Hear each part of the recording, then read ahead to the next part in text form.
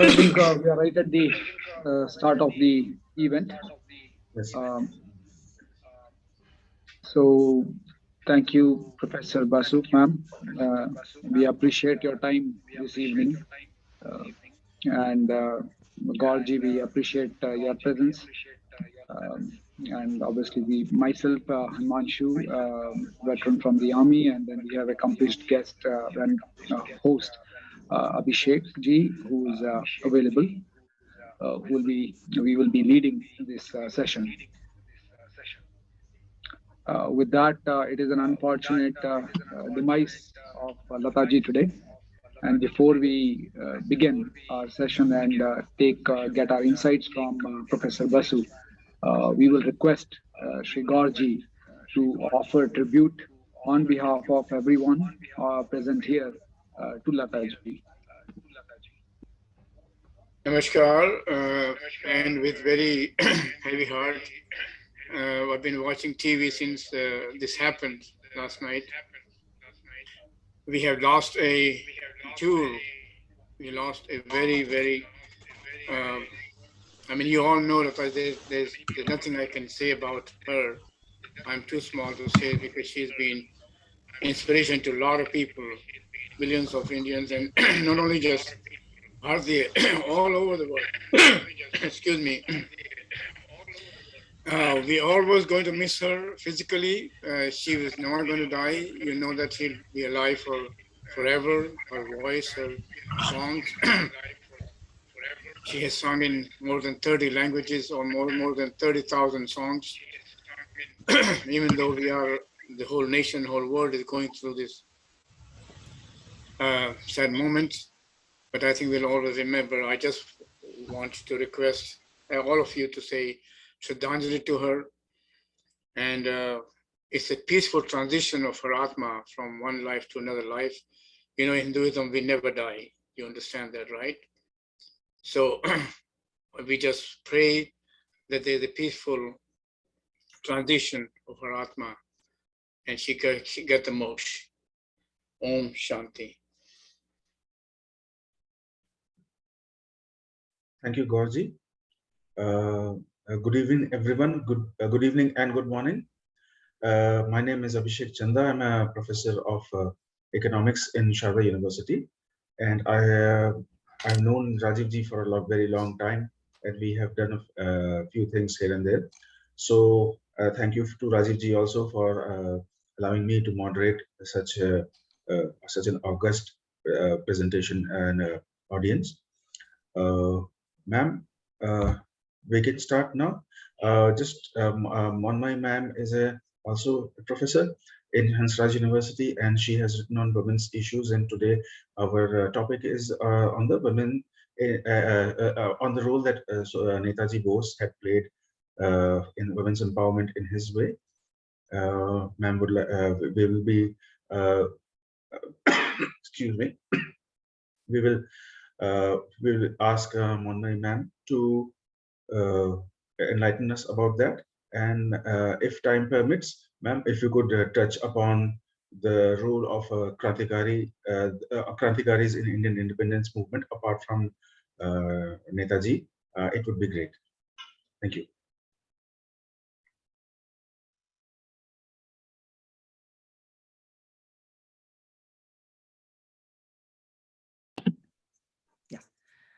Thank you, Abhishek ji. And I'm really thankful to Everbright and all of you for giving me this opportunity to talk about Netaji, my very favorite hero.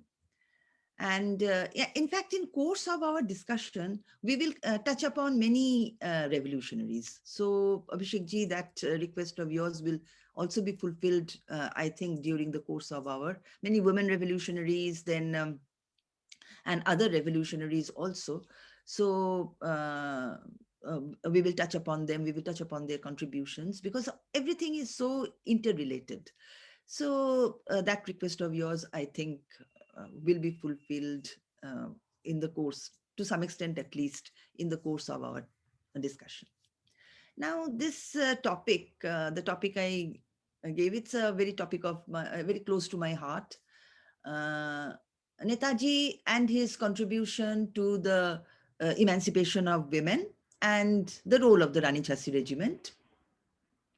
Now, this is not a very widely traversed terrain in academic research, and adequate research has not been made upon it. And so much so that I remember one friend of mine, when I was doing this research, and I was a few years back, and I was going to the libraries and archives to find materials. And I had decided to talk about, there was a conference going on INA, and I had been invited to say something. And I said, okay, on INA, then I will speak on, and because women's studies, as you people know, some of you, is my primary concern of my research. So I said, I will talk about the Rani Jhansi Regiment.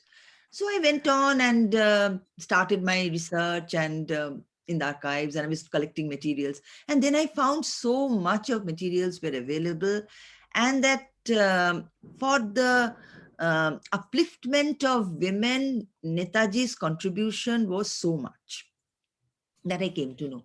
So at that time, during that process, one of my friends, he asked me, "Oh, you were you are going to the library very frequently. What are you working upon?" I said this.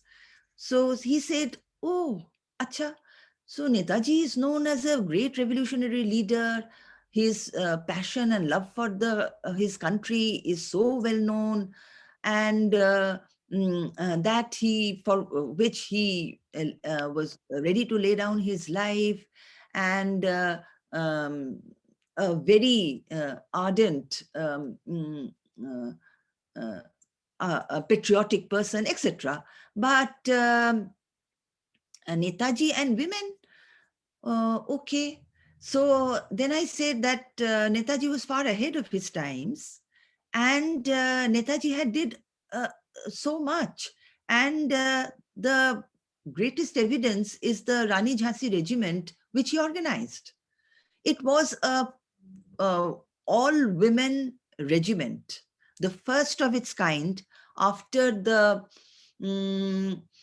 Women's Battalion of Russia. It was also known as the Battalion of Death, which was organized in February, after the February Revolution of Russia in 1917. So it was the first of its kind. It was in 1943, at a time when women's emancipation, women's empowerment, all these terms were not so popular in the dictionary of Indian people. But he did.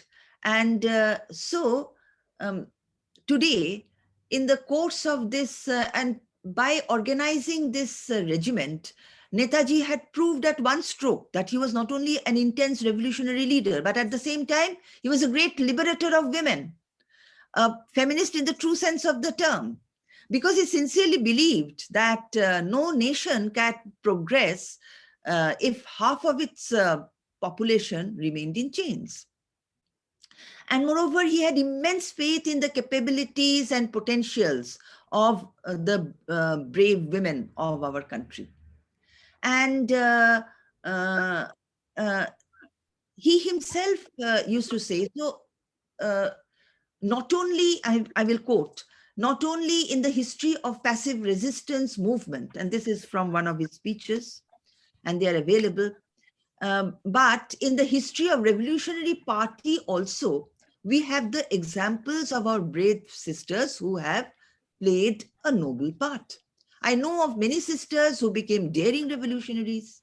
If one type of courage was necessary for passive resistance, another and more active courage is necessary for revolutionary efforts. And so in that course, he mentioned also to Bina Das and how she tried to, attempted to shoot the governor of Bengal at that time, etc.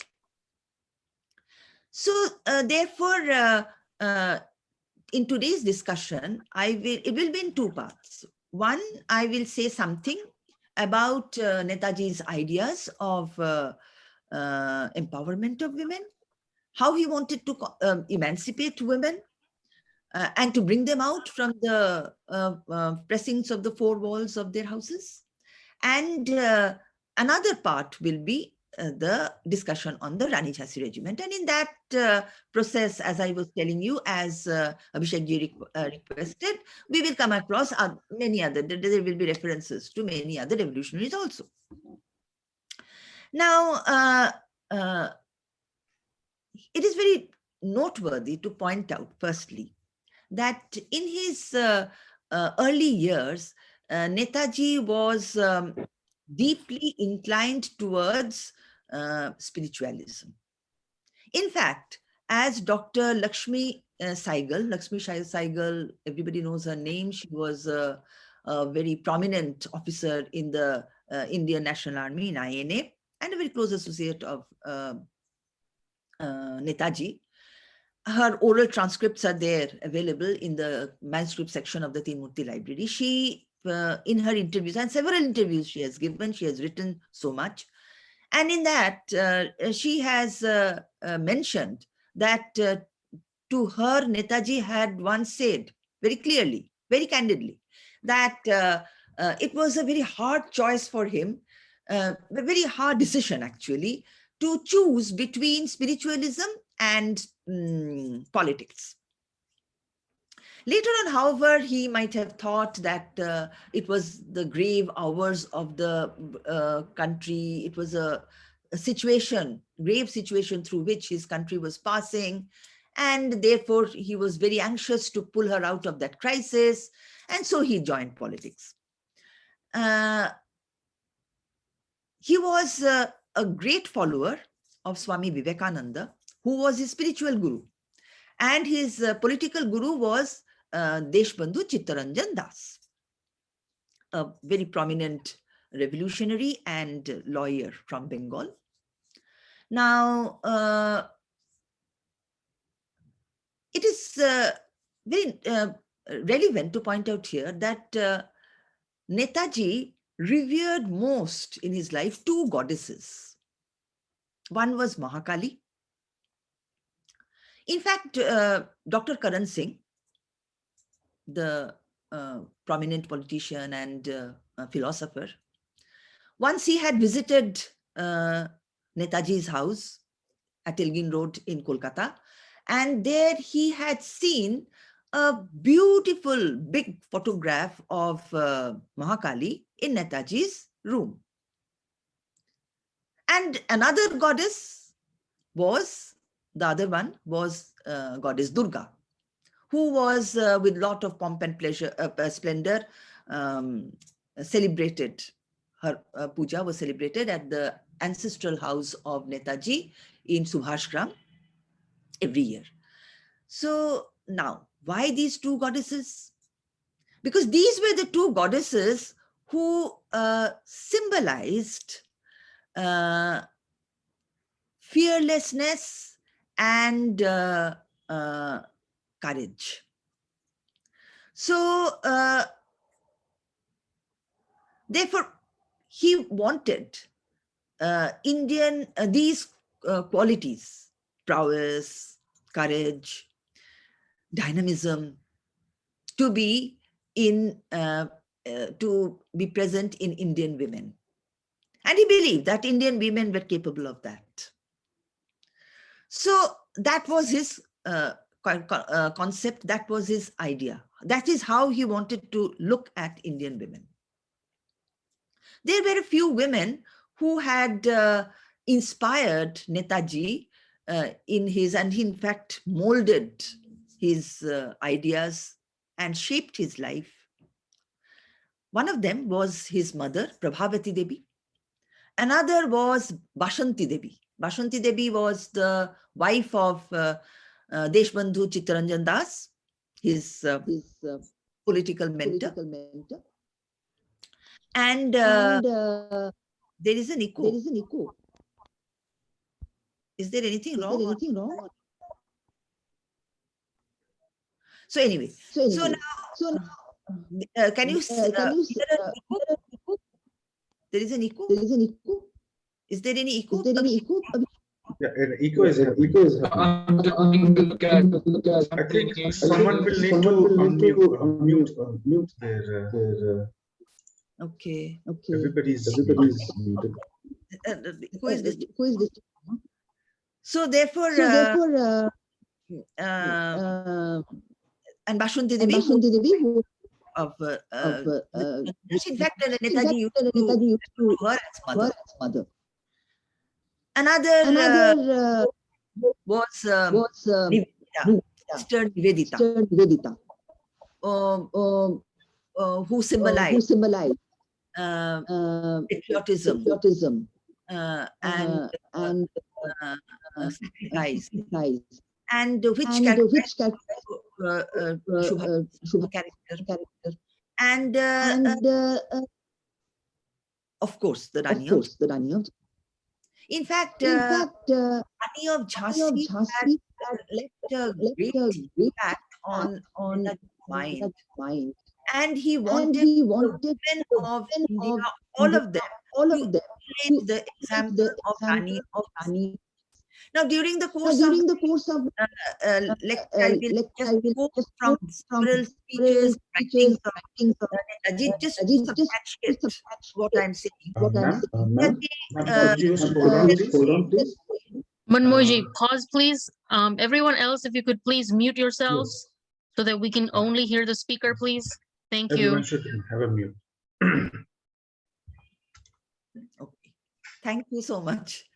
There was being an echo actually. So Netaji, he said in very categorical terms, and there are innumerable in his collected works, there are innumerable speeches and his writings where he mentioned this. The same India, which produced great women in the past, also produced the Rani of Jhansi at a grave hour in India's history.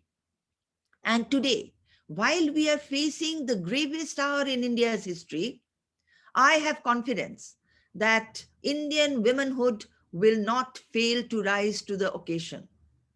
For the independence of the whole of India, to liberate 38 crores of Indians, India has to produce and shall produce thousands of Ranis of Jhansi. That is what he said. And he was actually a great admirer of the women of India's past. The history of the great women in India is as ancient as the Vedic period. It's a glorious one. And he mentioned Gargi, Maitreyi, and also later great women of India like Ahilyabai of Maharashtra, Rani Bhavani of Bengal, etc., who were shining examples of as administrators. And so, therefore, this was the concept of Netaji and how he wanted to see the Indian women and what he thought about Indian womanhood.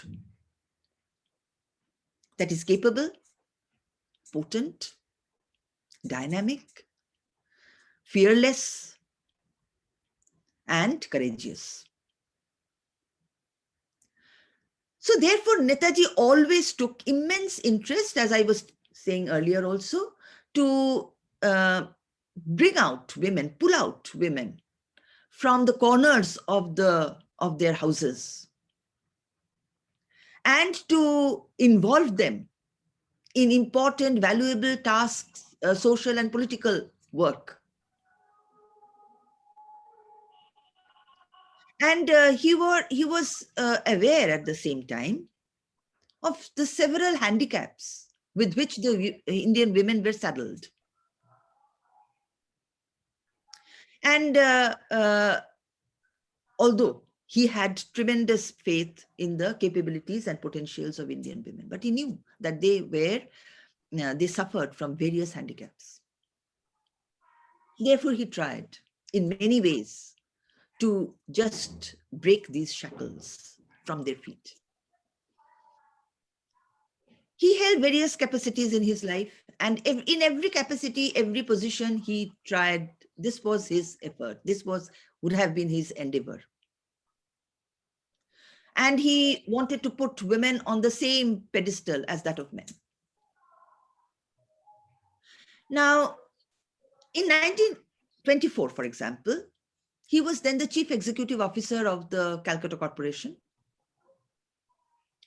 And in that capacity, he had introduced a very comprehensive universal education system for all, including women, everybody, equal education system. And he made great progress with that.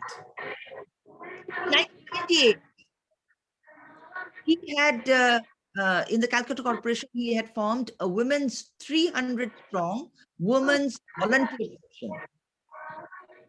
And what would be their work? They would parade down the streets of Calcutta on the occasions of the meetings and rallies of the Indian National Congress and also other big celebrations. And this women's volunteer group, they paraded on many occasions, immaculately dressed in green saris with red borders, and they really left an amazing impact. Most of the times, these rallies and these processions by them were led by Latika Ghosh. Now, who was Latika Ghosh? Latika Ghosh, the niece of the great revolutionary and philosopher and saint Sri Aurobindo, and Monmohan, and daughter, she was the daughter of Monmohan Ghosh and niece of Sri Aurobindo. She was deeply influenced by the ideals of Netaji. Netaji was also the role model of many revolutionaries of Bengal, women revolutionaries particularly. He was the role model of two sisters, and they were very prominent women revolutionaries of Bengal, Kalyani Das and Beena Das. Incidentally, these two sisters, they were the daughters of Beni Madhav Das, Netaji's teacher in school, and whom Netaji respected a lot. And it was Beena Das, who at the age of 21 had attempted to shoot the then governor of Bengal, Stanley Jackson. Though, however, she missed the target and Jackson narrowly escaped death. Beena Das was imprisoned for long, almost 9 years, more than 9 years. Then two other girls, only 16 and 17 years respectively, Shanti Ghosh and Shuniti Chaudhary of Kumilla. They were also greatly inspired by Netaji. And all these girls, Kalyani, Beena Das, Kalyani Das, Shanti Shuniti, jointly they were known as Shanti Shuniti. They were constantly guided by Netaji in their revolutionary efforts and activities. Shanti Shuniti both together, they had entered the bungalow of the magistrate, Stephen, and had shot him from close range, shot him dead. Ma'am, I have a question, and I'm sorry interrupting you here. Yeah. Because these anecdotes are definitely inspiring and definitely bring all of us together here in this gathering. We are thrilled. For those who are new to these facts, I'm sure that these are thrilling, and those of us who are listening to these facts again, they are mesmerizing, they are inspiring. One question that came to my mind and comes to my mind is, yes, the situation pre-independence or pre-partition is what I call it, because we were partitioned more than given independence. What was the situation from a gender perspective, which was so motivating, which if you were to transpose today in 2022 Bharat, how exactly would the women folk be motivated and inspired to do these kind of valiant jobs, valiant acts, and leadership roles? And especially, I'm reminded of few anecdotes. For example, within military, we have something called as Sword of Honor. The Sword of Honor is somebody who's performing the best in the academy. And we had a lady officer who came, joined AAD, Army Air Defense, and so on. But I still consider these to be more one-off things, although this does signify that there is a movement building. But what is it that we can take cues, which you, I'm sure, would be able to shed light, that today's women can be catapulted into these leadership positions that you are talking about, which become stories for the future generations and for the future Bharatiyas, especially women? So, see, those were the times. In Bengali, we call it the Agni Yug. Agni Yug means the era of fire. So there were many such firebrand women, and they were different women were motivated by different people. There were many Gandhian women also. For example, Matungini Hajra and others. They were also very prominent. And they were Gandhian in their principles. So they were also one section. Then there were other revolutionary, and they believed in nonviolence and Gandhiji's peace techniques and all that. But there were also another group of women who were believed in violent activities. They were motivated by the Anushilan Samiti at that time. And brave freedom fighters like Sri Aurobindo Ghosh, Barin Ghosh, and Master Da, Subhash Chandra Bose, and others. So who believed that, through violence, through terrorism, otherwise nothing can be achieved. So there were different paths, different beliefs, different ideals. And enormous women had come. And Gandhiji himself had also brought enormous women and in the path of revolutionary politics. So therefore, women, and there were so many women, and I'm talking only of those women, mentioning those women whom Netaji had inspired. We are not talking about Gandhiji now. So Netaji had inspired, and who did such brave acts. Now, this is today's age is a different age. There are so many beliefs, so many ideals. There are so many kinds of people, so many, I will say, ideologies. So ideologies are different. Now, in those days, the common ideology was the nationalist ideology, and everybody wanted the freedom of one's country. Everybody was fighting for that, whatever be the techniques. And women all were imbued by that. But now there are so many ideologies, different ideologies. So some believe that it is are so nationalistic, so patriotic. They believe in the glory of their country. They are so proud of their past, but many others are not. They believe in world without borders. So now different ideologies have erupted and have evolved over the space of time. So there is a huge time gap, and there is a huge gap in ideologies also, I would say. But these, keeping that in mind, I must say that these examples which I am referring, and to all these brave women, and there were all many Gandhivadi women also who laid down their lives, like Matungini Hajra, as I was telling you. So they will be a source of inspiration for every future generation of Indian women. and women who believe in their own country, who have pride in their own civilization, who have pride in their own nation, who have pride, believe in their glorious past.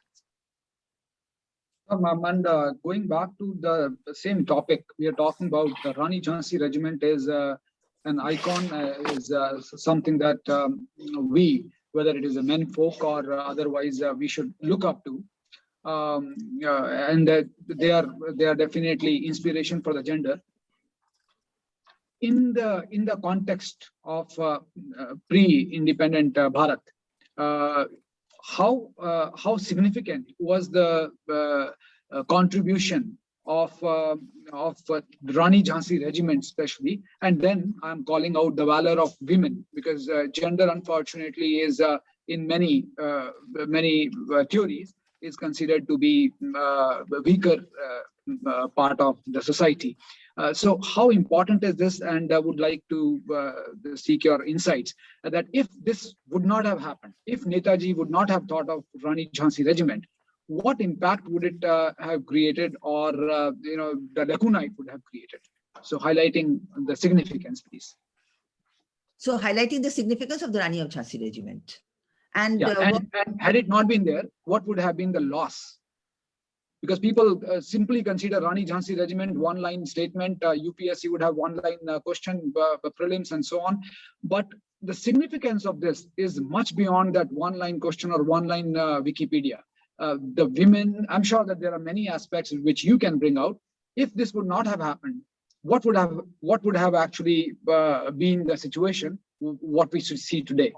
So, I would say that the INA in general and the Rani Jhansi Regiment in particular, being a group of women, and this connection, I will tell you about the Women's Battalion of Death also, which was formed for the first time. I referred to that after the Russian Revolution. Why was it formed? Why was that Women's Battalion formed? It was formed because because at that time, 1917, the First World War was going on. Russia was war weary. And so Russia wanted to come out of the revolution. The soldiers were protesting of a prolonged fight, etc. So that was the situation of the soldiers. And that is this war weariness of the soldiers, Lenin and the communists, they had capitalized. Now, so they had become wary of, they wanted the war to end. So at that time, the Women's Battalion was formed. Why? Because it was formed primarily to enthuse the soldiers that, look, these women, they are now fighting a full combatant force. So they are fighting, they are coming out, women who have never come out, and women fighting in open battle was unthinkable in that time, 1917. But still, they are also holding weapons. They are also taking up arms, and they are also coming. So just to enthuse them, just to encourage them, just to enkindle some patriotism in them. That is exactly, and why I'm saying this is, that is exactly what happened in India. This, the INA, the spirit of the INA, the indomitable courage of the INA, and its dynamism, and the dynamism of these spirited, brave women, Rani Jhansi Regiment, that had a tremendous electrifying effect on the British Indian Army, the army who were fighting for the British, our Navy, who were fighting for the British, the Royal Indian Navy. And it enkindled patriotism in them. They felt they were getting the news, because the ships and the which were battleships which were touching the coasts of Malaya, they were coming back with these news of the INA soldiers, and that Rani Jhansi Regiment, a full all-woman regiment, has been formed, and they are fighting with, they are fully trained, wearing uniforms with the, so it was a news. And it enkindled patriotism in these, in the Navy. It brought about a feeling of shame and guilt in them. that they were fighting for the British, whereas these people, these women were fighting against the British, were fighting for their own motherland. So that sense of their motherland, the sense of that nationhood, that sense of patriotism was created. That led to the naval ratings, which started from February onwards in 1946 in the Royal Indian Navy. And these, of course, they didn't say that these are the reasons why we have risen to mutiny. No, not that. They said that we want pay, issues of pay and food, racial discrimination, etc., etc. These are the excuses they gave. But the main reason was the INA and the Rani Jhansi Regiment in particular, that women were fighting to free India. And what are we doing? And these ratings, when these naval ratings started, then the British realized that it won't be possible to keep India any longer. Army, or if the army and the navy mutiny starts in these sectors, it is very difficult to keep a colony. So therefore, yes. Complete your thought. I have a quick follow-up question on this, because you touched a really important topic, which is definitely not highlighted in our history book, and especially what is being taught to the young students in NCRTs. And I can also authoritatively mention what UPSC is expecting people, UPSC meaning people who are ruling our country through bureaucracy, the permanent executive. They are also not being taught. So I wanted to touch on that, but please complete your thought and I'll come to that question. Okay. So, and that, so finally, it started, and in February itself, the cabinet mission was sent. And next year, 20th February 1947, Prime Minister Attlee declared in the House of Commons that it will not be possible to retain India anymore, in the view of these fierce rebellions. Thank you, ma'am. And just taking this line of communication that has been set in the context, in the cultural context, in the historical context of independent nation Bharat, this mutiny that you touched on, you brought out a point that this mutiny has its origins or genesis in how our women combatants have led and have shaken the British Empire to the core, the erstwhile British Empire. Now, speaking of that, why exactly? And that's why I gave that small background. Talk about the leadership positions that we currently have in the country, whether it is the academia. I'm sure that you know more about academia and Abhishek ji. Then the UPSC, and the UPSC is recruiting right now for the bureaucracy that I'm talking about, the top services like IAS, IPS, and so on. And then the military leadership. All of those places, if you see, the course curriculum is mentioning the NCRTs, and NCRTs are bringing out that, just like what you said, the naval mutiny and the other mutiny that happened because of food, because of pay, and so on. That's how it led to all this fiasco for British, and they had to leave. But this important point that the valor of our women has somehow been either negated / obfuscated, and so on. Why was it done? I'm sure that there are some very obvious reasons, and that there are some reasons which are not known to many. So why exactly did that happen? Why was it hidden to us? Generally, the NCRT books were written by a group of historians who believed in certain kind of, that is why I was talking about ideology. We can come to that discussion later at the end of my talk. Certain ideology. And in that ideology, they don't believe in nation. They don't believe in nationalism. They believe in world without borders. And in that, patriotism is a very insignificant thing. So therefore, they want to undermine that. They just want to wipe out any idea of nationhood, and therefore with nationhood will come its glory, its past culture, its traditions, its wonderful legacy. All that will now be wiped out. And so in that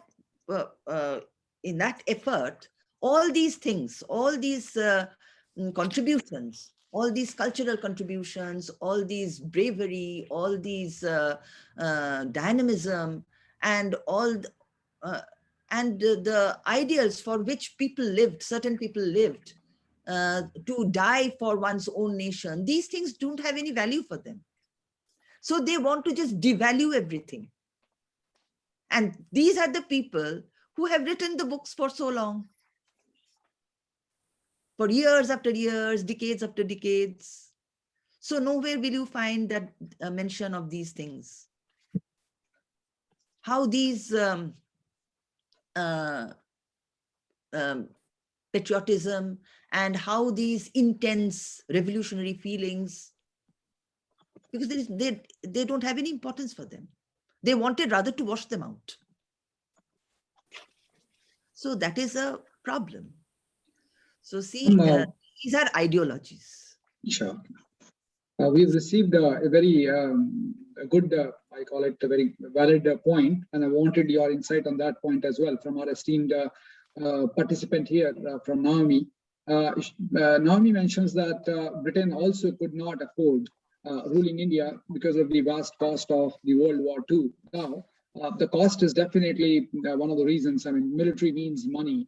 So did this Rani Jhansi regiment also play a big role in decimating British infrastructure and affecting them financially wherever they operated and wherever they inflicted damages to the British?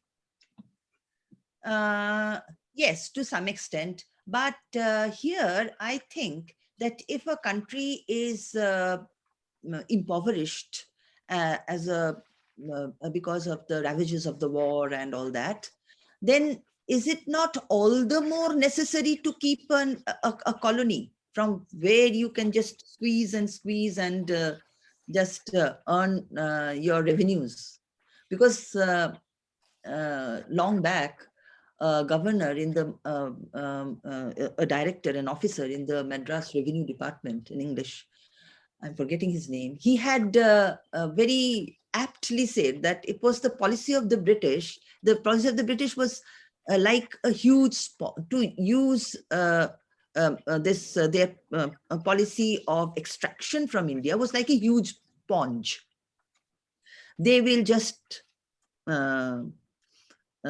squeeze from India at one point, that's draw from India through that sponge, and they will just from the sides, and he wrote also from the shores of the Ganges, and then they will just squeeze it dry on the banks of the Thames.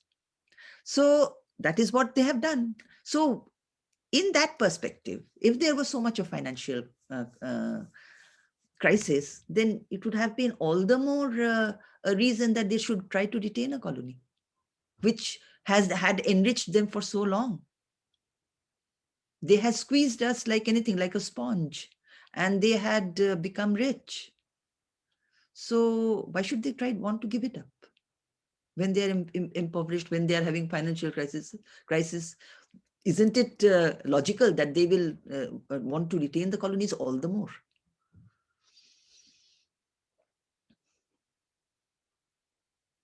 Anyway, so these matters of debate. Abhishek ji, if you have a specific point, I'll sure. Not It's now, always but good to get some debatable points. Should we put the question and answers at the end? Yeah. Because otherwise the talk is getting disrupted. I'll have some questions later. Go ahead, Abhishek, please. Okay. So you want to ask now? Because I have not finished yet. Maybe. No, ma'am. I'll ask later, I said. Okay. Okay. So thank you, Himanshu ji. Should I continue then? I'm continuing. So yes, we have. So now I was talking about only women's emancipation, contribution to women's emancipation of Netaji. Then I will come to Rani Jhansi Regiment. Now, how much he thought about the empowerment of women. and how much he wanted to bring them at par with men in public life. So now I will touch upon that. Netaji always wanted to bring about women. I was telling you that from the corners of their houses and to give them important works and all that. I will narrate two incidents in this episodes to highlight, to substantiate my point. One one concerns Basunti Devi. Basunti Devi, I told you about, wife of his political mentor Deshbandhu Chittaranjan Das. Now, Deshbandhu Chittaranjan Das died at a very young age of 55 in 1925. So when he died, Netaji, and I told you also that Netaji used to refer to Basunti Devi as mother. He entreated and made and requested her again and again and again to join politics and to carry on the unfinished work of Deshbandhu. But Basunti Devi was not ready, of course. She had all throughout her life, she had been a great support of her husband. Her house was always open for young men who came to see and meet and take advice from her husband. She herself was also a revolutionary in the sense that she participated in the Swadeshi movement and burnt English goods and selling khadi. For that, she was arrested also. So, but for a full-fledged public life, she was not ready. So she tried to make Netaji understand. She kept on saying that the work of women like her is within the family, and so she should work from behind the scene to support the men, and not to and the public platform was not for her, etc., etc. But Netaji will not listen. And there are innumerable in his published letters, in his volumes of published letters, there are innumerable letters and innumerable correspondence which he carried on with Basunti Devi on this point. And at that time, he said something very important. He said that, mother, today the house is on fire. When the house is on fire, even a woman observing Parda has to take courage in both hands and has to come out on the street. She has to work as hard as a man to save her child, to protect valuable property from fire. So in this critical hour, you must come out. Then Netaji, so this is one incident. Another incident was also very important and interesting. That concerns Emily Schenkel. Emily Schenkel, her private secretary, his private secretary, and whom he married later. At one point of time, he wanted Emily Schenkel to become a journalist. And he was very serious about it. A special correspondent of Hindu, the leading newspaper, daily newspaper. And he had corresponded with, negotiated with Hindu also, that every fortnight, Emily Schenkel will contribute one article to them. That means 2 articles per month, and will get £2 per month as payment. And he insisted that Emily should write on very important topics like Balkans, Near East, politics there. And he provided her with several materials on the history of those places. But Emily kept on saying that it was not suitable for her. It is very difficult for her. She's not being able to cope with it, but he wouldn't listen. He insisted that she should write, and the first draft would be shown to him. So when the first draft was ready, it was not at all satisfactory. Netaji was extremely disappointed and furious. He made a list of mistakes which Emily had made, and one of them, very prominent of them, was bad English. And then he sent this draft to his friend and colleague, A.C.N. Nambiar. A.C.N. Nambiar was in charge of the Free India Legion, which had been set up in Berlin. But in his early life, he was, for a long time, he was a journalist in Europe. And so with his journalistic mind, he will read that draft. That is why it was sent. A.C.N. Nambiar understood the predicament of Emily, and he suggested that Emily should start writing on some lighter subjects, like lighter topics like gardening, movie, music, something like that. But it was not acceptable to Netaji. He wanted that Emily should write on very serious issues.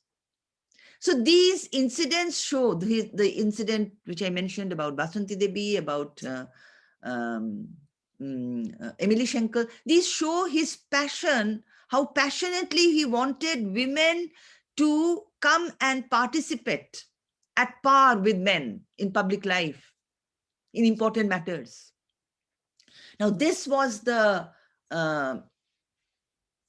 was his attitude when he, this was his concept when he went to Japan in February 1943. He first landed in Nazi Germany. We all know all that story, which every one of us know. He left his house after, in 1939, when he resigned from the Congress, Indian National Congress, because of his differences with Gandhi.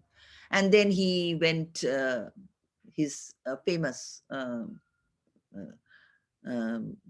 escape from Kolkata, and then he through Afghanistan, Soviet Russia, and how he landed in Germany. And that's a different story. And from Germany, he went to Japan, and ultimately he reached Japan in 1943 February. Now in Japan at that time, now we come to Rash Bihari Bose. Now in Japan at that time, the India Independence League had already been built and organized by Rash Bihari Bose, another great revolutionary from Bengal. And Rash Bihari Bose had, at that time, in fact, he had escaped to Japan in 1915 after his attempt to assassinate Lord Hardinge, while Hardinge was moving from one place to another in the streets of Delhi on an elephant. He had thrown bomb, he and some of his associates. It went wrong. So he was at that time a clerk in the Forest Research Institute. But later on, his name came out as a suspect, and ultimately he had to leave India.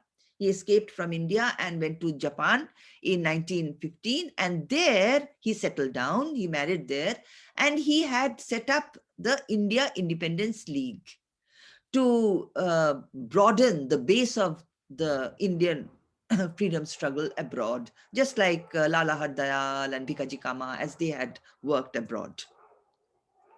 And great contributions which Lala Hardayal and Bhikaji Kama had made.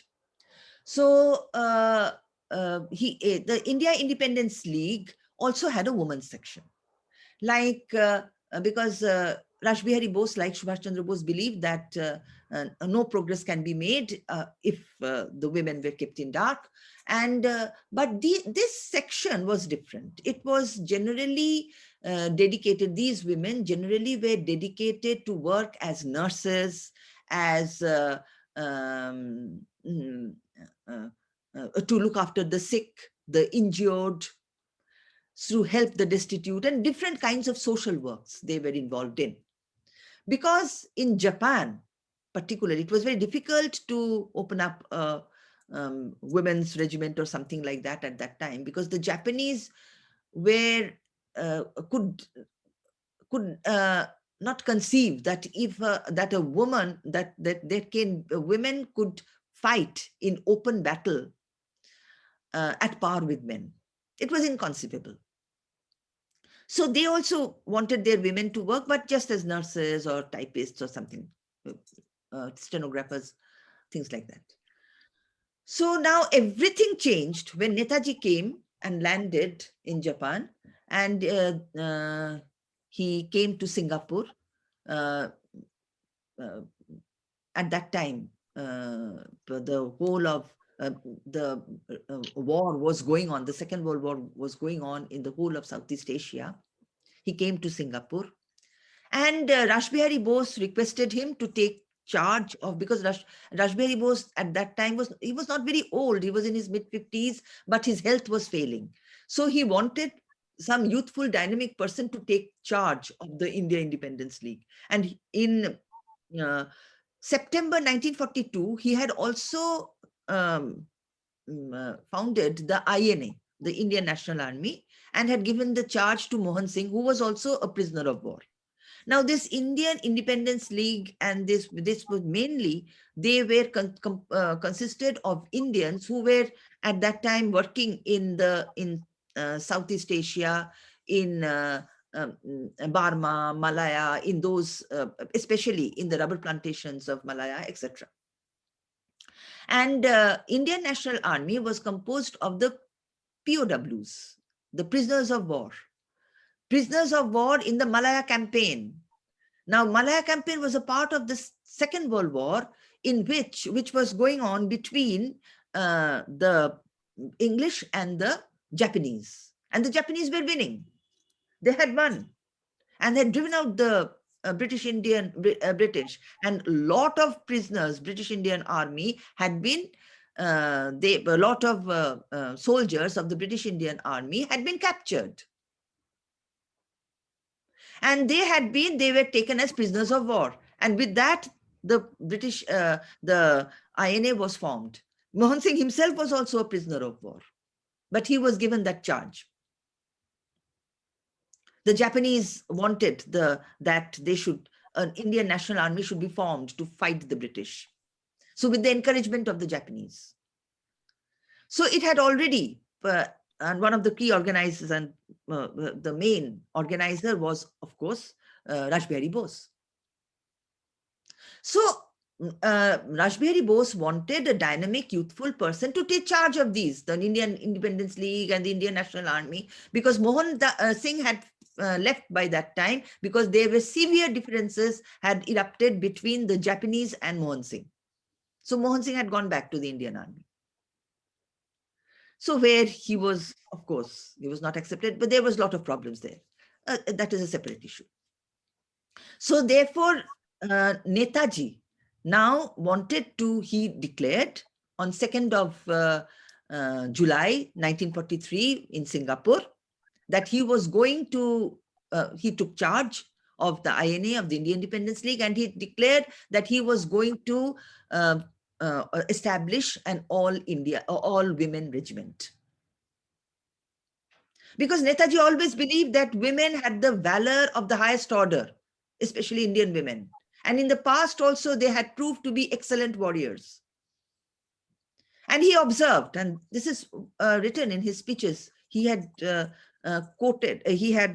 said these in clear terms, that it will be an exaggeration if I say that there are no public activities or departments of our national effort in which women are not participating. During the past many years of our national movement, women have been equal to men in undergoing suffering with joy and courage.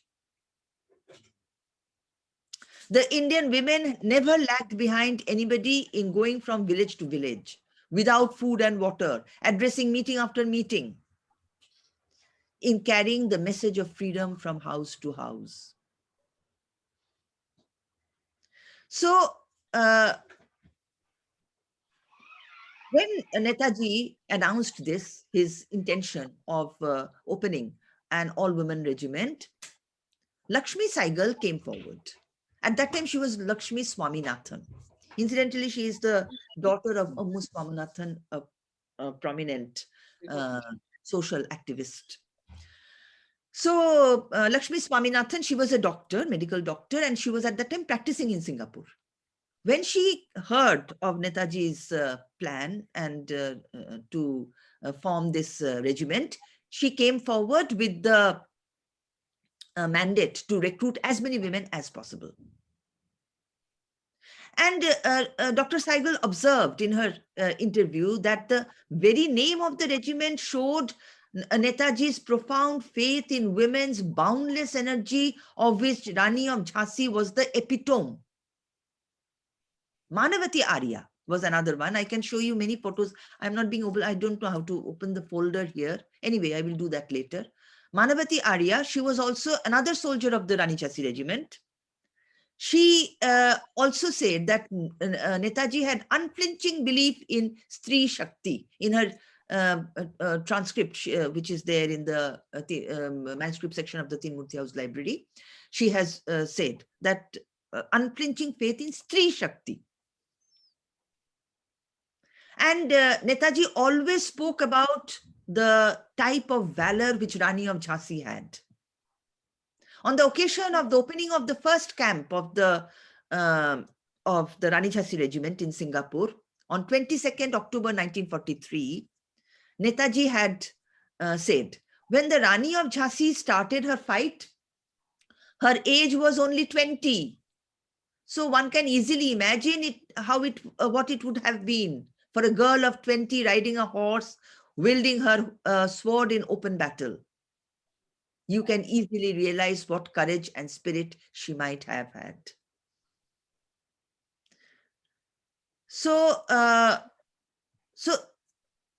on various occasions, these are the speeches and these are the sayings of Netaji, which show how confident he was of the regiment which he was trying to establish. And he himself said, I feel confident that the Rani of Jhansi regiment will prove to be a success and will achieve an abiding place in the history of our struggle for freedom. So now Joyce C. Lebra of the Colorado University had made some striking points of similarity between Netaji and the Rani of Jhansi. She said that both of them had magnetic personality and a charisma which inspired deep faith in their followers, among their followers, and fervent devotion. Both of them had a common enemy in the British. Both of them did not had any military training in their early life, but fought in battles in uniform. Both were martyrs. Both died in action. Rani of Jhansi in the Battle of Gwalior and Netaji in as is commonly believed, in a fighting plane, in a military plane of Japan, Japanese military plane, while on his journey towards a destination that he believed would help to further his armed resistance. The valor, fixed determination, and indefatigable spirit of both were unmatched, unparalleled. So indeed, there were so much of similarity of characteristics between the two. Now, raising an Indian, Netaji wanted to establish a full all-women regiment, but raising an Indian army on foreign land, and that also a women's regiment, was naturally a Herculean task. Dr. Lakshmi Saigal, in fact, went from door to door to make an appeal. However, the response was tremendous, overwhelming. Men and women in large numbers came forward to enroll their names in the Azad Hind Fauj and in the Rani of Jhansi regiment. Netaji's magnetic personality and his speeches also made an effort. Now here we come to an, I will mention the account of Janaki Davar. Janaki Davar, at that time she was known as Janaki Atinahappan, only 18 years old. She came to listen to Netaji and immediately became a member. Similarly, Manavati Arya, she was a teacher in Rangoon in the Vishwavarati Academy, but she left that job, left her old parents and came and joined the Rani Jhansi Regiment. There were many such. Shanti Majumdar and her younger sister Anjali in Malaya. They also joined. Now, simultaneously, 2 centers of Rani Jhansi Regiment had been opened. One in Singapore, one in Rangoon in Burma. Now, Monoranjita Satyavati Thevar, she was the recruiting officer of the Rani of Jhansi Regiment. She has narrated in the INA files, it is available, a very interesting anecdote.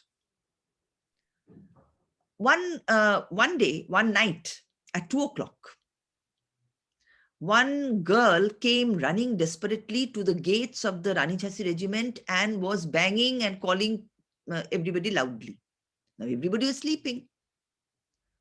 So Manoranjita Satyavati Deva, she got up and she came. What had happened? Some others also came. So there was standing a girl who had come running from her house quite a few miles away in the middle of the night at 2 o'clock because she was desperate to join the regiment. Her parents and her family members were against it. There was a lot of argument in the house. They had kept her under lock and key. But at the middle of the night, when everybody was asleep, she just jumped out of her room, and with the help of which was in first floor, and with the help of a rough rope, she came down and came running. And because the rope was so rough, her feet and her hands got badly injured and she was bleeding badly. So that was the impact of Netaji's clarion call. I'm just narrating this incident to emphasize that. And there were families whole family who came to join. The father and the sons joined the Azadin Fauj, the mother and the daughters joined the Rani of Jhansi Regiment, and the younger ones joined the Bal Sena. Netaji had also formed a Bal Sena for children under 12. That is another story. Maya Banerjee, for example, and 3 of her siblings joined the Azadin Fauj and the Rani of Jhansi Regiment. And when Netaji used to speak, all the Ranis, they have, I'm calling them Ranis because Netaji used to fondly call them Ranis. So all the Ranis, they have corroborated this fact that when he used to speak, even if there was torrential rain, everybody stuck to their seats and listened. And financial contribution was also enormous. Businessmen and everybody, they contributed.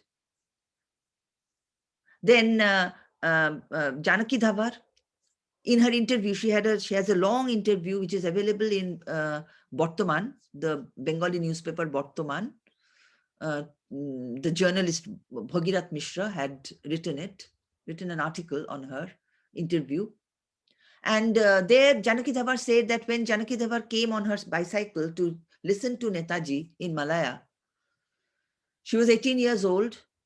And after that, when Netaji was asking for donations, she took off her chain and her diamond earrings and just donated. And not only she, so many people there, they came up with money, ornaments, jewelry. The businessmen, they gave land, cars, property, cattle, they contributed. And Lieutenant Pratima Sen has pointed out that, there was, once Netaji was delivering a speech at a town hall of Rangoon, and hundreds of people were garlanding him, and all these garlands were later on auctioned at huge prices. People bought them. And now, coming to the training of the Rani Jhansi Regiment, I think I've taken a lot of time. I'm just trying to, I'll go fast. The training of the Rani Jhansi regiment was extremely rigorous. People in other regiments used to say that Netaji pampered the Rani of Jhansi regiment. It was not that. Lakshmi Saigal said that actually Netaji was concerned that these young girls, very young, 13 years, 14 years, 15 years, 18 years, they had never lived such a hard life, harsh life. And so he was concerned that their diet, their health should be taken well care of. And therefore, that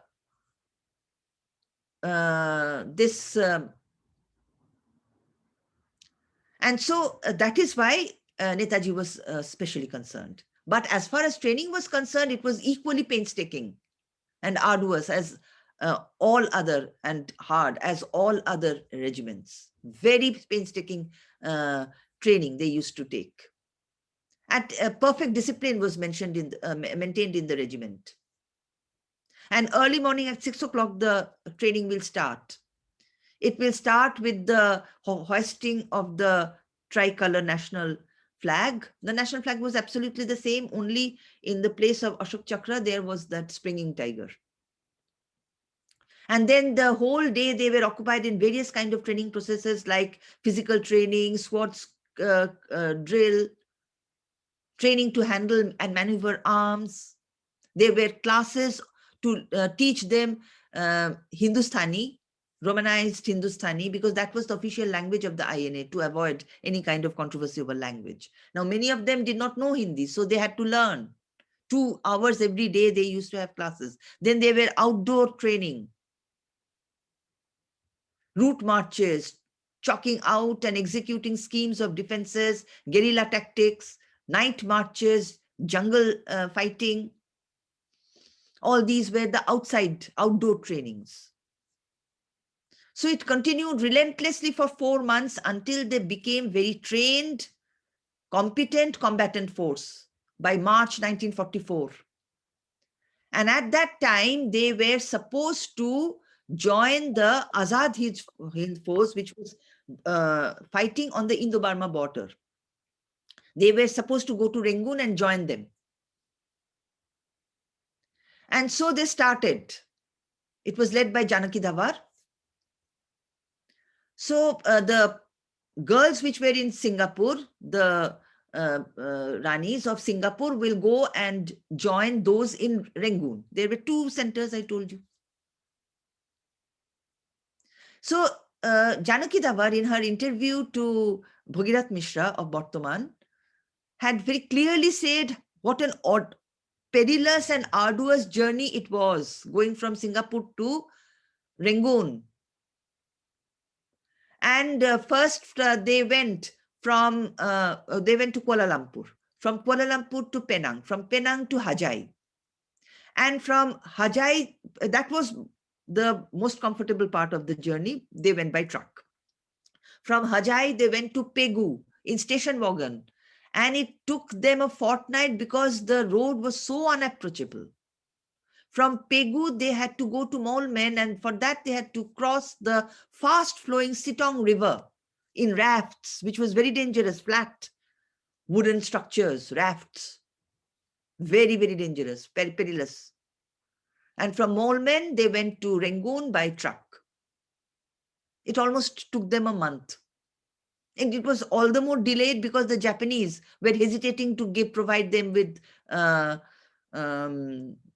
transportation. But after all, after a lot of negotiations and intervention of Netaji, they gave in. But when they reached, by that time, the Azad Hind force was already retreating. They had gone up to Imphal, they had hoisted the flag, but then the Japanese air support could not arrive because the Japanese were also, at that time, they were losing. And so, therefore, they had to retreat. And torrential rain monsoon had set in, then there was torrential rain. The INA was fighting under desperate conditions, and fearing total annihilation, Netaji asked them to retreat, and they were coming back. So there was no question of Rani of Jhansi regiment to proceed further. So they waited if the situation gets a fortunate turn, if again there is some revival of fate, then they will again fight. So they were waiting. But by April 1945, it was clear that the Japanese will not be able to win. So the defeat of the Japanese had become almost a foregone conclusion. So therefore, the Rani of Jhansi regiment again retreated. And that return journey was equally perilous. And in many places, they did not get in transportation. They had to go on foot. The truck, some places, they got some transport. For example, some phases, they got a truck. In some phases, they could board a train. But on the truck, there was enemy bombing. And providentially, all the Ranis, they survived, but all their belongings were destroyed. Then when they were crossing the jungles, the local tribals attacked them with big ramdas. The Ranis also opened fire from all sides, and the enemies fled. Then they were going by train in the cover of in the dark during the night, so that the enemy cannot spot them, because there was always enemy bombing. But still they were bombed. And two of Netaji's Ranis, Stella and Josephine, they lost their lives. Next morning, they were buried in the jungle only. So ultimately, they reached, and there was a long phase when Netaji walked with them. He had his own transport, but he won't get into it unless transportation for everybody was assured. He had blisters in his both feet, walking miles after miles, all these Ranis, along with Netaji. And ultimately, when they reached Bangkok, they lost another Rani, Gujal Singh, Gujal Kaur, who succumbed to serious illness because of fatigue and exhaustion, excessive strain. So now, this is what happened with them. So why did these girls come out of the comfortable shelters and protected life of theirs and join the Rani Jhansi regiment? In fact, Netaji himself used to say, "What can I give you except fatigue, thirst, and hunger?" But they did everything for extreme love and devotion of their nation, many of whom had not ever seen India. But still, that concept of nationhood was there. And then there was this prospect of winning, for laying down their lives for the sake of their country. But they were not deterred. As Janaki Davar had said, that this worried none of us. For were we not the daughters of India who were to lay down their lives for India's freedom? Prison, hardship, hunger, these did not frighten us. The spirit of our beloved Netaji filled us with a courage and fortitude we ourselves never thought we were capable of. And the enigma lay in the fact that even after so much of tribulations and hardship, when they were interviewed, all of them, without exception, said that the days of the Rani Jhansi regiment were the best, most glorious part of their lives. Now, although they retreated, it should not be perceived as defeat. They were winners, because they set an unprecedented example before the whole world. And they could show what women's valor, tenacity, and conviction were capable of doing. They left the Japanese awestruck.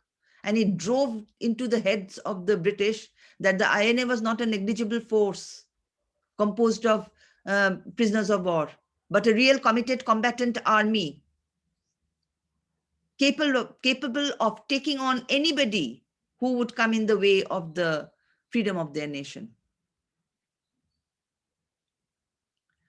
And as I told you, that they had a deep impact.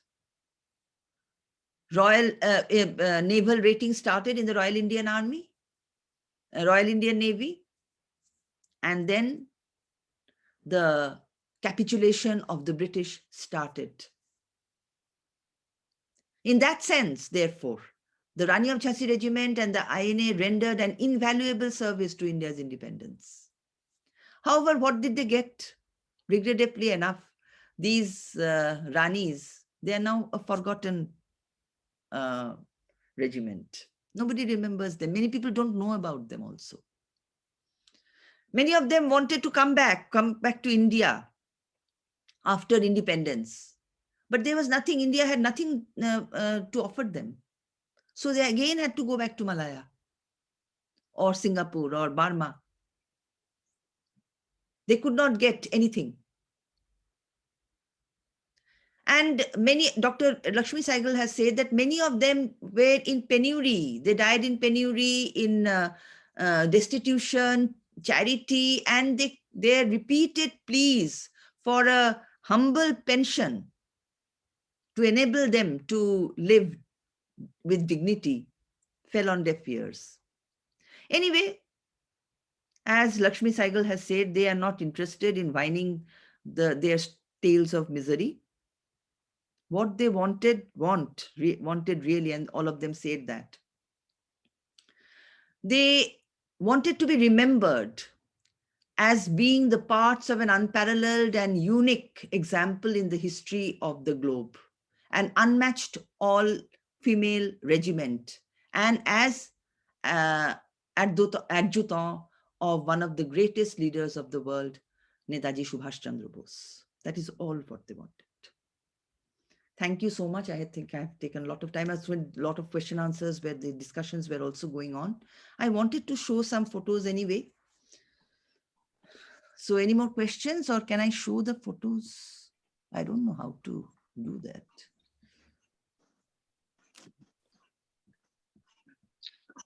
Sorry, my connection had dropped, ma'am. But if you're intending to show the photographs, please go ahead. And since this session was for about an hour, so I think we are at the end of the meeting. Yes, then, but I'm not being able to open it. That is the problem. How to share open system preferences. I have opened. Okay. So let me see.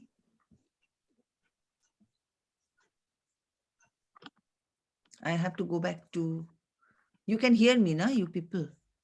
Yes, ma'am. But nobody can see me. We are able to see you. Your video is visible, but your screen is not. Yeah, okay.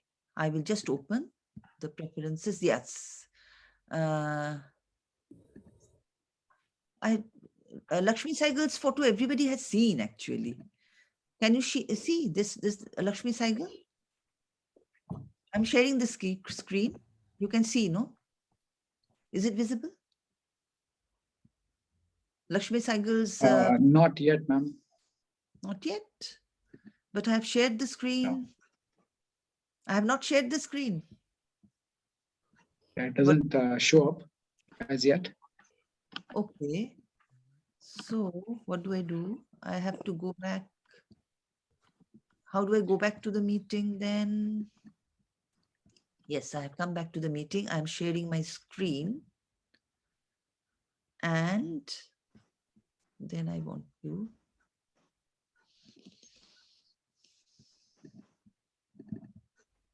open system preferences.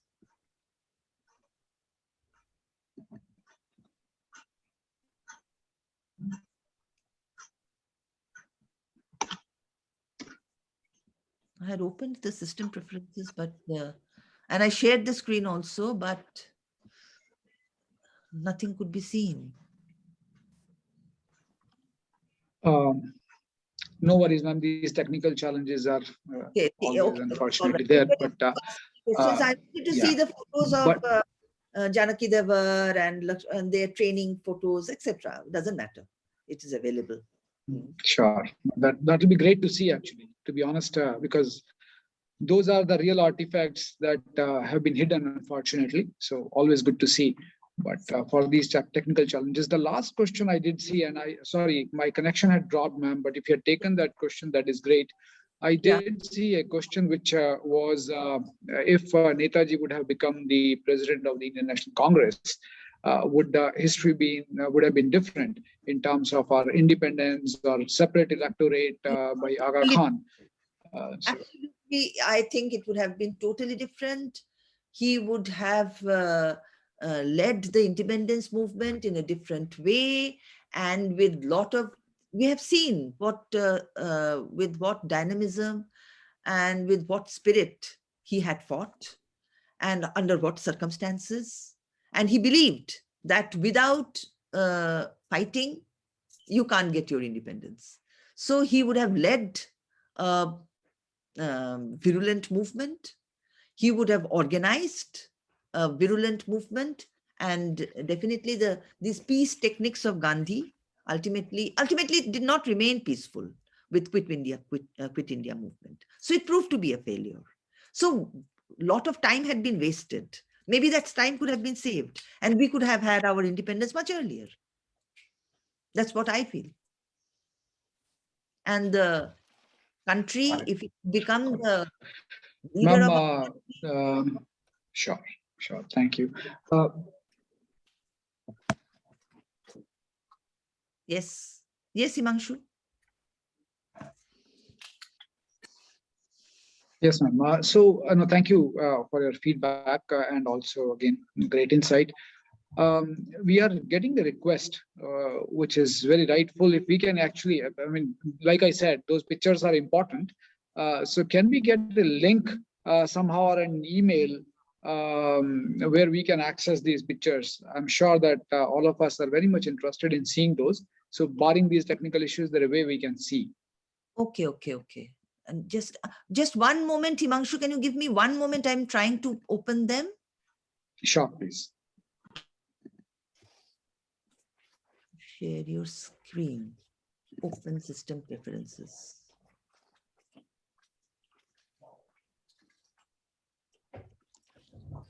এখানে open system preference এখানে কি করে যে ফোল্ডারটা share করব সেটাই দেখা যাচ্ছে না।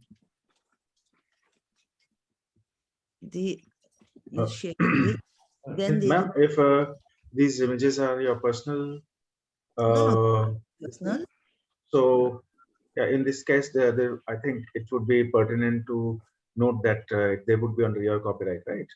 Even if we use them, then we should at least, if no, it's okay. I have taken it from many sources, so I can share them. But I just am trying last time to try to open them.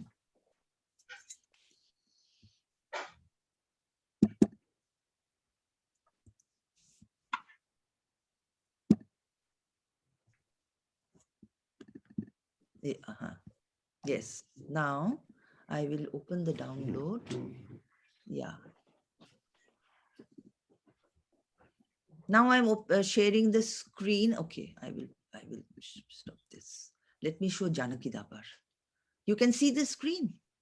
Janaki Davar I'm showing. You can see it, no?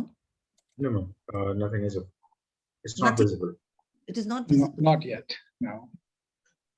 Why don't we move on with the question and answer session, and perhaps we can figure out later how to share and not lose the momentum. Or I can do one thing. I can share it on email with one of you, and then I can give you the link, and then that's fine. Or send the photos. So sure, you can share. Okay.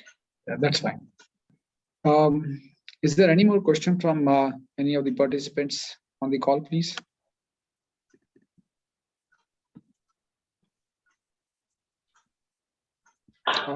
You're free to chat or talk.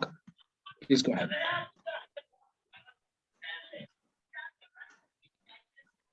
Hello. Yeah, please go ahead. Can we have the list of the names of all the members of the Rani Lakshmi Brigade? For the Rani Jhansi Regiment? Yes. Yeah, actually there were almost 450 members. As according to the sources. So 400 and 450 members now I can't give. I can find it out and then I can give you. But some of the prominent members were, for example, as I was telling you, Lakshmi Saigal, she was there, Janaki Davar, Janaki Atinahappan, her sister Anjali, then Manavati Arya. Their photos I wanted to show, very nice photos. Then Lakshmi Krishnan. Lakshmi Krishnan was based in Barma. Her father was there.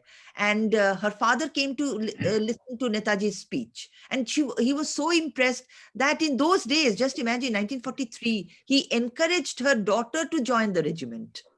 Then Monoranjita Satyavati Thevar, she was the recruiting lady. Then there was Pratima Sen. Then there was Maya Banerjee and her sisters. Then there were two sisters, Shanti Majumdar and Anjali. They came with their mother, 14 and 15 years old, to join the regiment. So these are some of the names, and they were quite prominent names, and I had their photographs also, and I wanted to show, but I'm not being able just to, the preferences have been opened and I have opened the photo, but you people are not being able to see. I don't know why. No worries, ma'am. Again, technical challenges, but again, we'll look forward to those photographs through some link. Yeah. Because many of them are, I have photos, many of them in their young age when they were part of the regiment, and some of them have grown old since then. Got it. Sure. And we have received, obviously. Just Himanshu, there is one more question to you. Yes, please. For Himanshu. This webinar is available on the live on the YouTube. I have a question. Can I ask a question, please? Yes, you ask. Please ask. Your name is Gayatri, no? Yeah, I'm Gayatri. I have one question, ma'am. One is the INA and its effect, the Rani Jhansi regiment effect, had an effect of 1 million mutinies in the British regiment, the British army, and even the Navy rebelled. So that would have forced the British to think that it would be difficult for them to maintain an army because they had very few officers actually running the system, and it depended largely on the Indians. So that would have been one of the reasons. Please, I would like your opinion on that.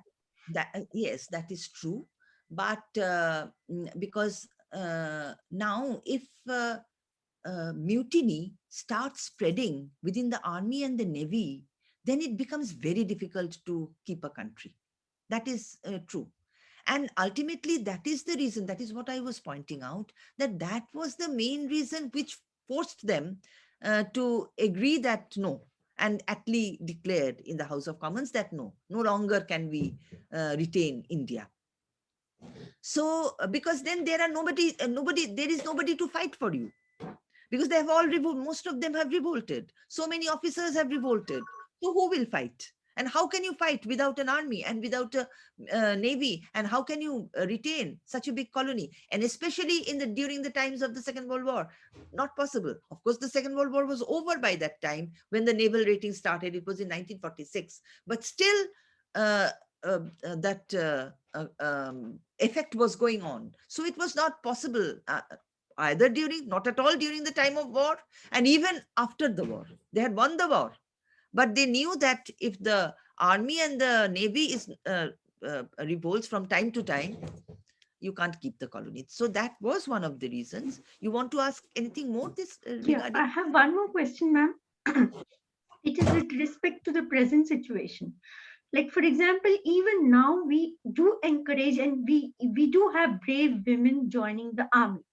But the question of women being in combat zones in the army is slightly a difficult area. For example, we have our enemy, which is a fiend, literally, a jihadi fiend. So we had even the Saurav Kalia being tortured and mutilated. Like we know, we can't afford to have women being undergoing such treatment, because that would mean a full-scale war. So I would like to have your thoughts on this issue. So these are actually thoughts which the army has to take a call, and the army chiefs have to take a call, the how to, because after all, as Netaji has pointed out, and as we all know, that women are definitely, Indian women are very courageous and they are a potent force, no doubt about that. But how to, so it's a vast engine of energy, you can say. So the women soldiers, so we have to utilize them.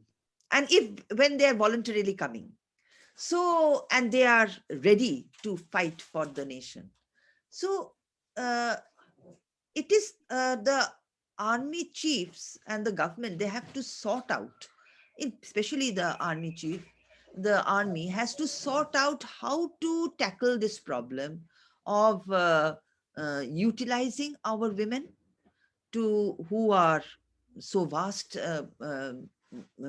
potent sources of energy, and at the same time to protect them, to protect their honor, to protect them physically. So I since I have very little idea about the army, how their postings and what considerations and what norms and regulations they follow, I won't be able to throw much light on that.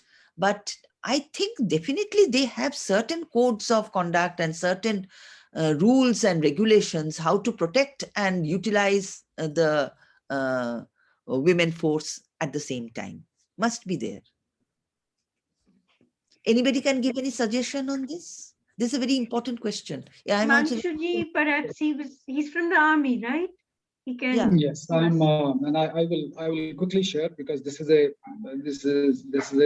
uh, session for and by professor. So this And is. you were in the army, Himanshu, you were in the army earlier. I was. Yes. I was a major in the army, and I was in the fighting force of the infantry as well. Throw some light on this. Sure. So quickly on that part, while we are talking about the valor, the challenges which Gayatri ji has raised, absolutely those are the concerns, or not the valor, but the challenges that she has raised. The bigger challenge on a day-to-day basis that we have faced, by the way, in last about 10 years, a lot has changed in the military as well. I was chatting in the text, in the chat, that Army Air Defense, Artillery, CMP, they have got, CMP has got women soldiers as well as officers. Officers have been there in the military in the different branches. And when we talk about military, generally we tend to say army, but army is not the only one. We also have paramilitary, we have BSF. BSF has deployed contingent of women soldiers. Now there is a vast difference between soldiers and the officers. That is what we need to understand. And it is, I call it unfortunate, but that is how our society is. There's a big difference in how a soldier versus an officer is treated. Commanding positions have been given to the women folks, and they are able to lead. But the challenges on the battlefront, I've served on the line of control for many years, and I can tell you the challenges are, where do you have, if you have to survive outside for 14 days, outside in the jungles, how do you have the basic hygiene needs? How do you take care of those? More than the valor. The valor is not a problem, but how do you address those? You address those, let's say if I have stayed in jungles, my men and me would be sitting together 5 feet away, and that's not a problem. But how do you address those kind of basic things? That's a cultural thing. And how do men view women leading them? And it's nothing to do with the army, it's a societal thing. So how do we address this? Society is changing. We have seen in this Republic Day parade, we have Avni Singh, who was a fighter pilot, who was there. So that's symbolic right now. It is changing, but like I said, there are things on the ground that we need to address, and they will take its own time. So that's what I would make a comment, that the things are changing. As far as Saurabh Kalia is concerned, I will tell you the pain is equal. I'll get into those kind of details, which is painful to hear. His private parts were cut off. His private parts were cut off. Private parts of anybody, gender, irrespective. That's something that unbelievable to hear, but that's how the enemy is. So it is gender neutral situation that we are in, but more pressing concern is the cultural situation that women folks have to deal with. And things are changing, and I'm pretty sure one of my senior officers in my regiment had commented about 20 years back. He said, Himanshu, there would be a day when you would have women soldiers fighting in the infantry. The day has not come, but it has come to Army Air Defense, which is very close to, only talking about Army, by the way, but very close to the infantry. So probably in the next 5 years, you would see infantarians also having women folk. But like I said, those are basic situations, and the cultural acceptance of soldiers and the officers coming to fore, I think this will be okay. So over to you, ma'am. I also think so. Absolutely fine, but I don't know how far it is ornamental and how far it is practical. That there are also all men regiments led by a woman. For example, Commander Jyotsna, she was leading an all men regiment. So how far do you think it is quite effective, and it is not ornamental? It is not ornamental, and I know of hundreds of women officers, especially because I mentor them for their civilian transition, career transition. Why? Because the nature of the job, the nature of the duties which are there in most of these regiments, talk about Army Air Defense. Let me tell you a day-to-day life of Army Air Defense unit. There will be a morning PT. And the morning PT, now the standards have become similar. So one is expected to have a BPET, which is 5 kilometers run. Now 5-kilometer run, the lady has to prove along with the men. Now, if you can prove, just if I have to prove within my regiment, same goes with for a woman officer. So she has to prove. So they basically, men look up to you if you are able to prove. Now, then goes the firing. Whether you're able to fire with the same weapon, with the same accuracy, or with the better accuracy, people will respect you. So the respect comes, the beauty of the military forces, that it is unlike other services. You have to prove on the battlefield or on the training field. So once you are able to prove, the people start accepting. And then I have seen that women tend to have more emotional stability dealing with the complex human challenges, which men, in many cases, have shown lesser maturity. So in that case, people do look up to such kind of female leaders. So I think that's definitely not a concern. But like I said, there are challenges in the battlefield or in the operational field where we are still struggling. LOC, people say that, yeah, I can serve in LOC because the IPS can also do that. But IPS is given a vehicle with the set offices and so on. But here you're talking about, like I gave you a particular example, you're out in the jungles, in the ambushes, or in the patrolling for good about a week or two. How exactly with that cultural context would you be able to adjust? That's something that we are evolving. I'm sure that it will come soon. And that challenge has to be overcome, and something has to be thought about, thought out, and something has to be done, addressed. This problem has to be addressed by the army and the officers of the army, isn't it? And it is happening. It is absolutely happening. You are seeing. I think it is being thought about, and absolutely. it is being addressed. Can I ask one more thing? In Israel, you have women, women participating in a big way in the army. So how is the situation different there? Can you please? But in India also, women are participating in huge numbers, isn't it? In army, in air force, their films are being made on Gunjan Saxena and all that. Yeah. So yeah, no, women are participating. And they are very determined. They want. Just as the Rani Jhansi regiment so many years back, that girl coming, running at 2 o'clock at night. So that much of determination, that much of passion, women are also showing now. So today is no difference. In fact, things have improved. In those days, hardly anybody could think of women going out and fighting in open battle. And it was, and Netaji's clarion call therefore came as a great revolutionary thing. But now he has already shown the way. The Rani of Jhansi regiment has already shown the way. The women's battalion has already shown the way. So now women in large numbers are opting for the armed forces. And that we find. And many a times, of course, the family members are not agreeing, but they are determined. They are fighting with their family members, and they are coming. Just one more comment I would quickly give is, Gayatriji, that God forbid, if had it not been Abhinandan, or in place of Abhinandan, another fighter pilot changed the gender to Avani Singh, it's the same similar situation. Tea would have been offered to her, and the same propaganda that has been done could have been done. It is unfortunate, but so women are there. Women are already there. It is just the scale of deployment is increasing. It is not there as we see in a smaller geography, Israel. Definitely, we have different terrains. Like I gave you an example, minus 30 degree, and you don't have a place to shit. How exactly would you tackle that? Those are some of the logistic challenges, and army and military in general, in Navy, Air Force, are overcoming that.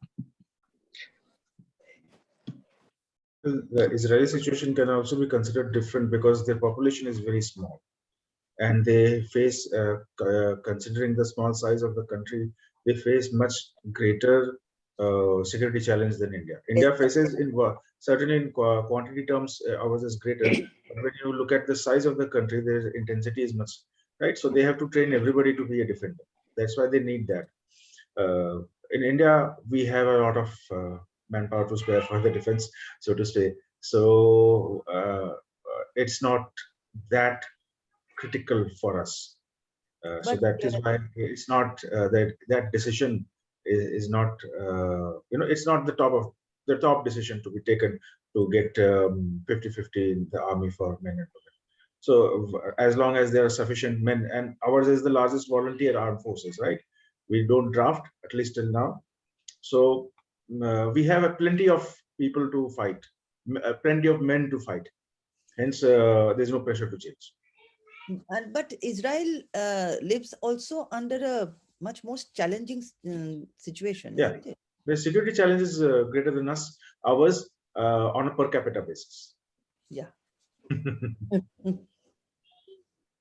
True. Abhishek-ji, I think we'll have to wind up the session. It's been a very, very, very wonderful situation. Himanshu-ji, would you like to give the vote of thanks? Or would I? Sure. So, Professor Basu, great listening to you. Some of these things are known to us, but the way that you have visually, through a story, brought those anecdotes, those inspiring situations these women folks have fought for us, has, I'm sure, really enlightened us. And I'm sure that there are ladies here in this gathering who are listening and who are going to pass on these stories. And I'm sure that there are more women, valiant women folks who are going to emerge out of these, because these are the sessions that we need. These are the, this is the information that we need to socialize. So you are not only giving information, but you are actually channelizing energy to the right audience. So thank you so much for your time this evening. We appreciate how you have been able to consistently, in terms of the technical challenges, you've been able to sit through all of this. So really appreciate. Can I say one thing? Can I say? Yeah, my name is Susmit Kumar. And in India, I was in Indian Administrative Service, IAS. I resigned and I'm in US for last 32 years. I have just published a book, Gandhi, an obstacle for the freedom of India, brought radical mullahs into mainstream politics, which finally led to the partition of India. Subhash Chandra Bose, not Gandhi, and Congress Party gave independence to India. Okay. Okay. That's a very interesting book. I must read that book. Yeah, I have sent the link. So Please what I have proved, it is a thoroughly research book. It has 786 citation or endnotes, and Right. all the critical evidences are from British government declassified papers. Very good. Huh? One of the important things which I have found that from the British government archive website, according to it, that Gandhiji went for the 1942 Quit India movement, because at that time, it is British government website. You can go and see at my the link I have sent. I have the link of the British government website. You can click on it and see. When the Second World War started, Gandhiji didn't go for any movement.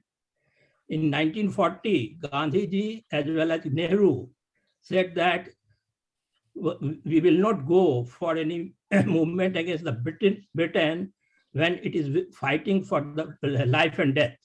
It is against non-violence. In 1942, Gandhiji thought that Germany and Japan would win the war. It is as per war. And at that time, Japan has already won the Burma. And it was knocking at the door of India through the Imphal with the INA.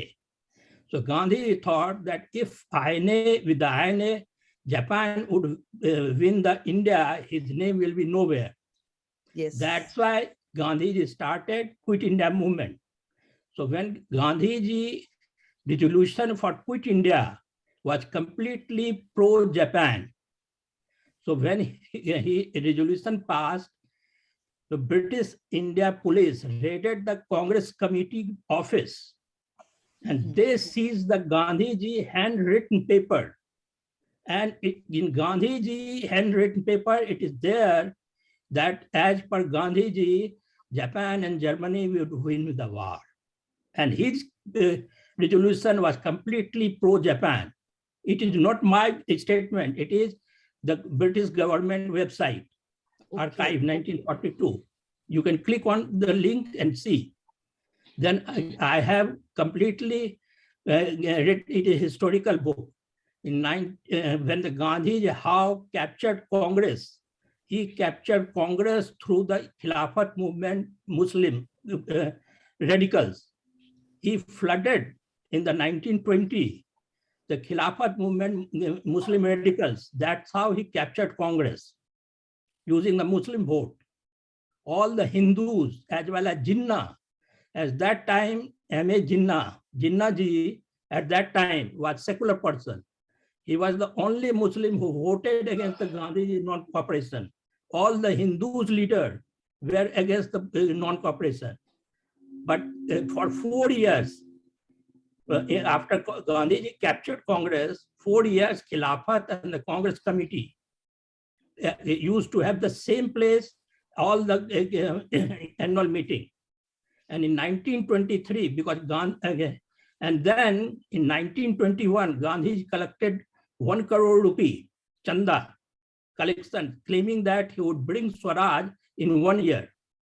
And then he became the Sonia Gandhi of the time.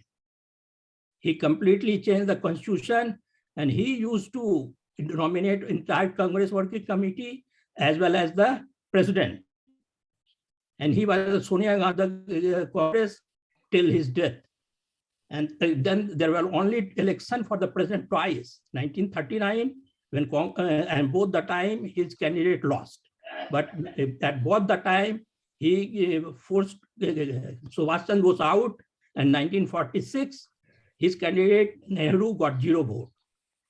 And the Patel got maximum vote. He asked Patel to withdraw in terms of, so I have explained in this book clearly.